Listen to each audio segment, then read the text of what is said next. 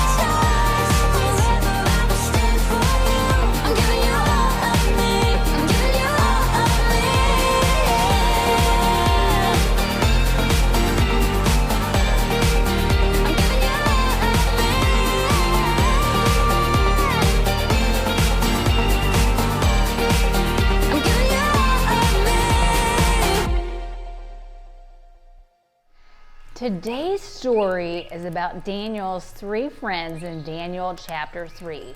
They had the courage to stand up for something they believed in, even when they were standing alone, and it was dangerous too. Have you ever had to do this, stand up? Like have the courage to stand up for something that you believed in, even though it meant that nobody was standing with you?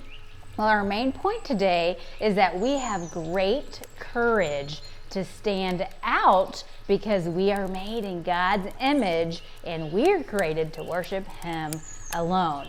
Now, since we're camping out here in the First Baptist Church basement for Camp Courage, it reminds me of all of the great camping adventures I had with my family growing up. There were 5 kids and we tent camped. We had this really big tent and it was like sectioned into 2 parts, and there was this divider down the middle, and the kids were in the back of the tent in sleeping bags, and Mom and Dad, they got the fancy cots in the front of the tent.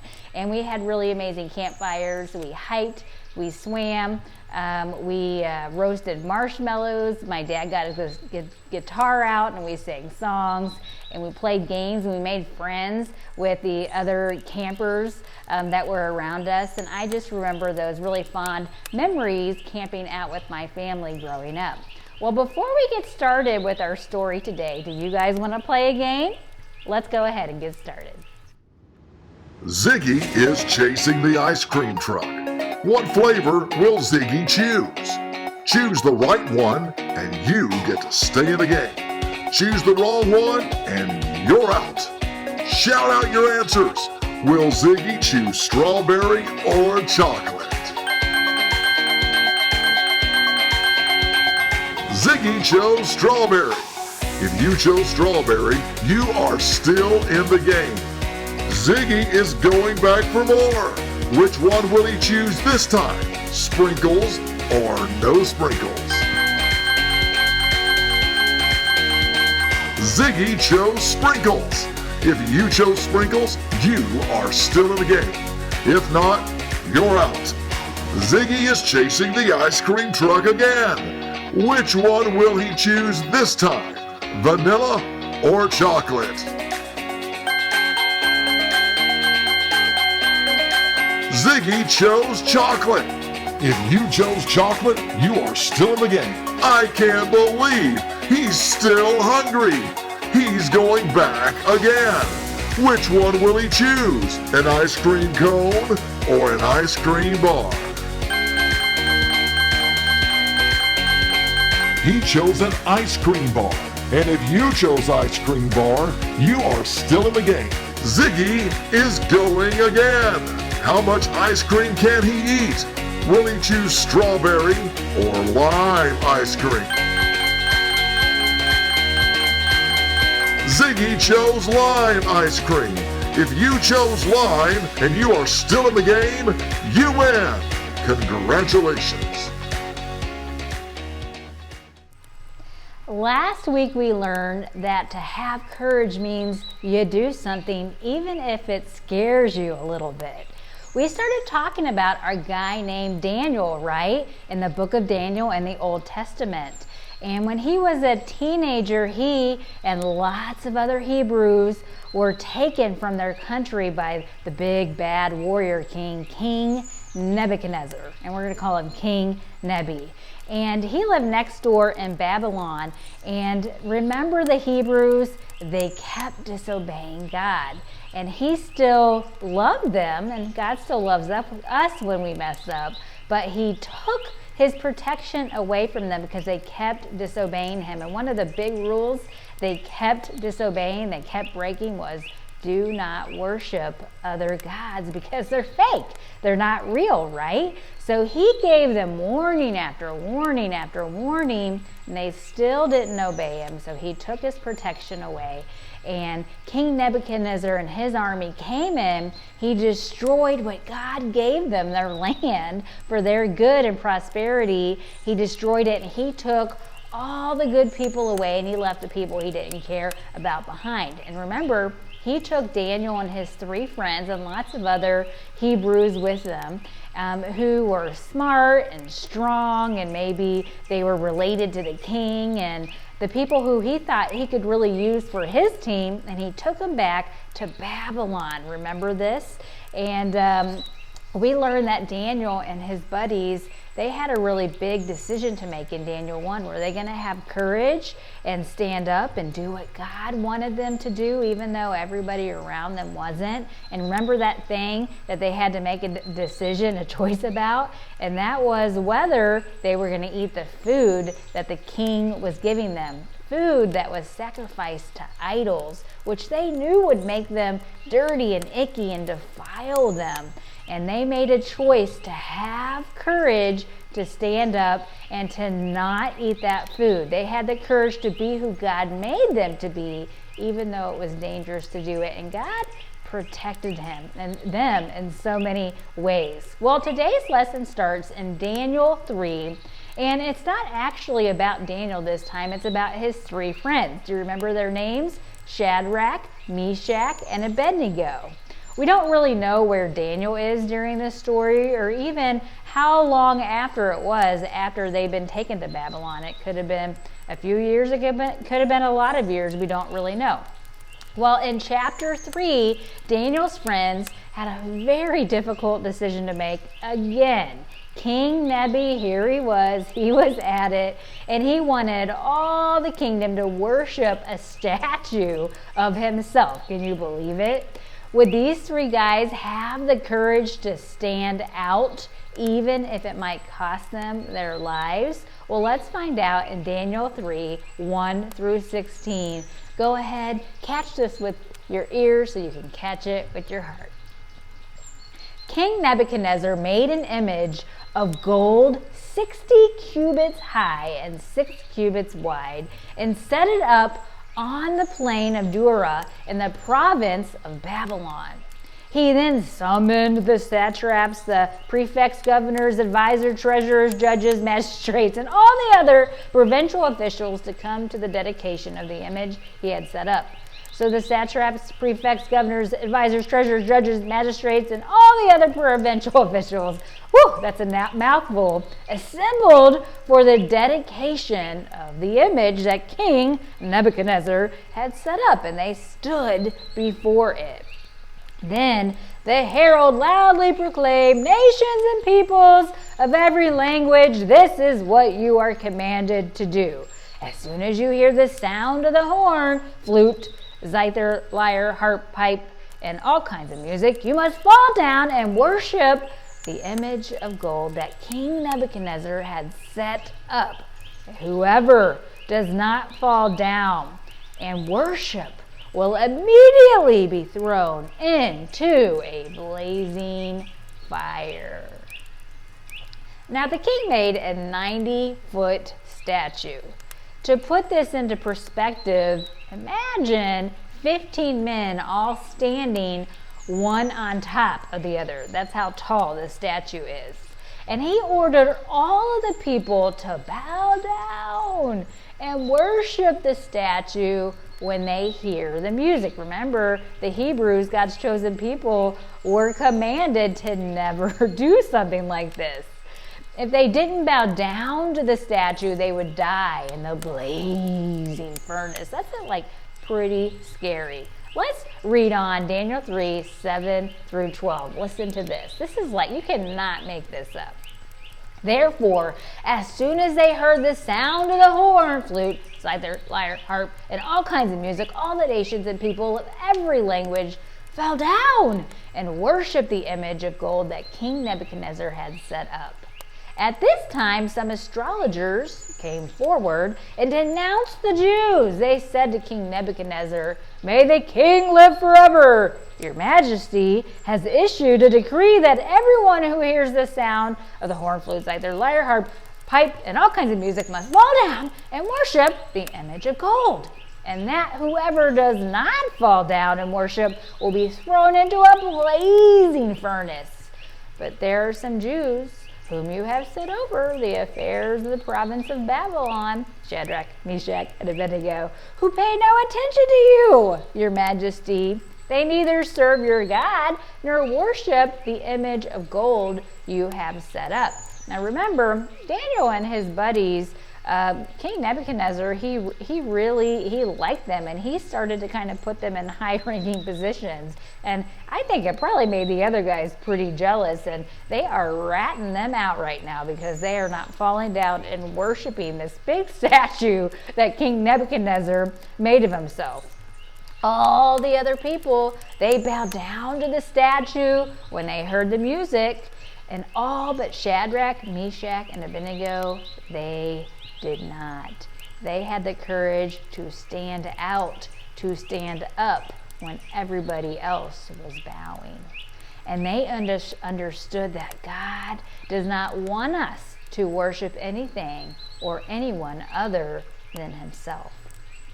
Okay, so let's keep reading Daniel 3:13 through 21. Nebuchadnezzar, he was furious with rage. He summoned Shadrach, Meshach, and Abednego. So these men were brought before the king, and Nebuchadnezzar said to them, "Is it true, Shadrach, Meshach, and Abednego, that you do not serve my God or worship the image of gold I have set up? Now, when you hear the sound of the horn, flute, zither, lyre, harp, pipe, and all kinds of music, if you are ready to fall down and worship the image I made, very good. But if you do not worship it, you will be thrown immediately into a blazing fire. Then what God will be able to rescue you from my hand?" Shadrach, Meshach, and Abednego replied to him, "King Nebuchadnezzar, we do not need to defend ourselves before you in this matter.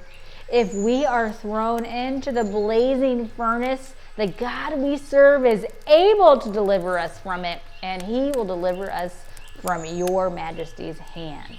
But even if he doesn't, we want you to know, your majesty, that we will not serve your gods or worship the image of gold you have set up." Then King Nebuchadnezzar, he was furious with Shadrach, Meshach, and Abednego, and his attitude toward them changed. He ordered the furnace heated 7 times hotter than usual, and commanded some of the strongest soldiers in his army to tie up Shadrach, Meshach, and Abednego and throw them into the super hot blazing furnace. So these men, wearing their robes, trousers, turbans, and other cloths, were found and bound and thrown into the blazing furnace. Ooh. The king, he was angry with the 3 that didn't obey his commands to bow down to his statue. And they were brought to him. They tell him that they won't bow down to this statue because they serve the one true God, and they're not supposed to do that. They wanted to be obedient. The king, he tied them up, and he was ready to put them in the furnace. Okay, let's go ahead and wrap up this story, Daniel 3:22 through 26, to find out what happens next. The king's command was so urgent, and the furnace was so hot that the flames of the fire killed the very soldiers who took up Shadrach, Meshach, and Abednego. And these 3 men, firmly tied, fell into the blazing furnace. And then King Nebuchadnezzar, he leaped to his feet in amazement and asked his advisors, weren't there 3 men that we tied up and threw into the fire? And they replied, "Well, yes, certainly, your majesty." And he said, "Look, I see 4 men walking around in the fire, unbound and unharmed, and the 4th looks like the Son of God."